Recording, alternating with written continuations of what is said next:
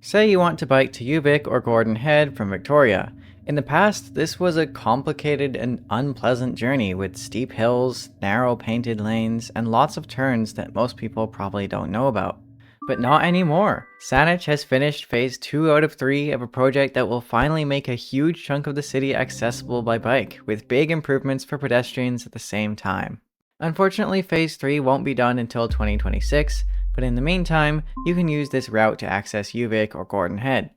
So when the whole project is done, we'll look at it in more detail. But today, I want to show you phase 2, because this is a lot of new stuff for Victoria.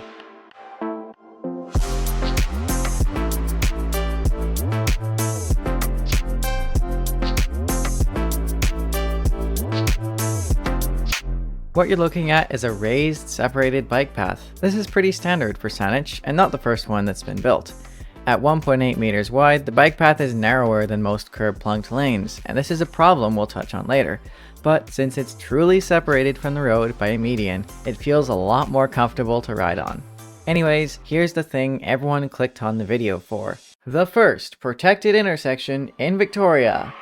If you're nerdy enough to look up Dutch-style protected intersection, you'll see a lot of these, and while the definition of protected intersection is pretty hard to nail down, I want to briefly explore some of the design elements that make this intersection a big success.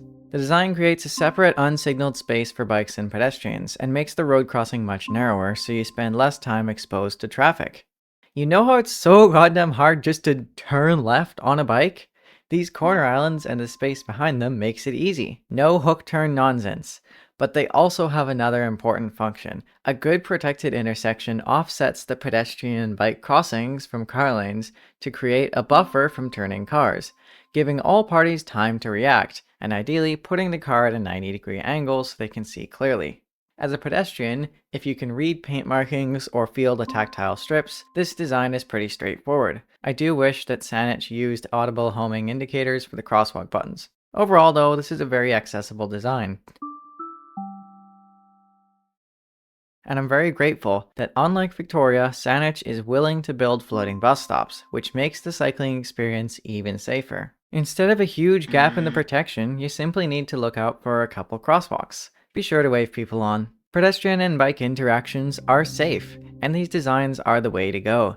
But you can help make them feel that way too by being a nice person. Remember when I mentioned that the bike path is too narrow? At 1.8 meters, it's wide enough to ride side by side with someone you know, which is actually very important because socializing and being side by side is a normal part of almost every mode of transport.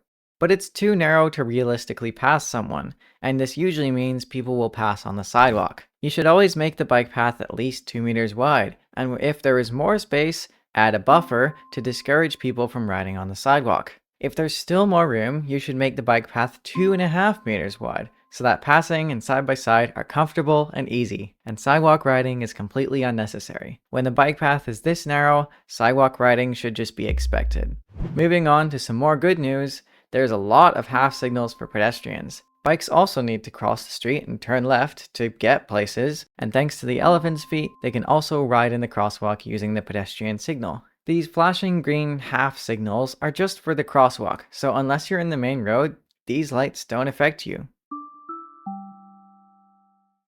If you've ridden along Shelbourne already, now's the time to drop a comment and mention the most annoying thing you had to deal with while riding there. Okay, have you left it?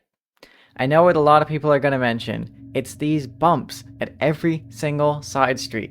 These bumps are so harsh they might throw things out of your basket. Rumor has it the contractor did a bad job because some of them are actually smooth. However, there's a much better solution that Saanich could have pursued in their design. Continuous intersections. They did this for driveways. Rather than having dips constantly, people walking and cycling get a continuous path, and cars, who have to yield anyways, have to cross over it. This is a standard treatment in much of the world because it's intuitive. The design for Shelbourne is actually very old, but if you look at some newer plans from Saanich, they get the details right and will be using continuous intersections in more places. To wrap up, let's check out Pear Street, which connects the top of Phase 2 to UVic and Gordon Head. Nothing special, but it works. But what's this? A second protected intersection? Pear and Richmond is a busy four-way stop. In order to fit a protected intersection here, they had to put the pedestrian areas inside the corner islands. At a traffic light, this would be terrible design, but here it's a good compromise. Technically, bikes have to stop at this line, but in practice, it works great. Just observe what the other cars are doing, and when there's a gap, you can roll through and quickly be out of the way. From here, a multi-use path and crossing connects us to some side streets which can take you further. And that's just about everything I have to say about Shelbourne Phase 2. Oh, and one more thing. A huge thank you to local cycling advocates and the City of Victoria for plugging the gap.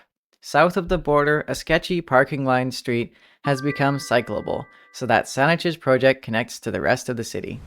They also reduced the number of through lanes at one of the city's most crash-prone intersections, and hopefully the safety improvement shows up in the crash data. Alright, that's all. Have a nice day!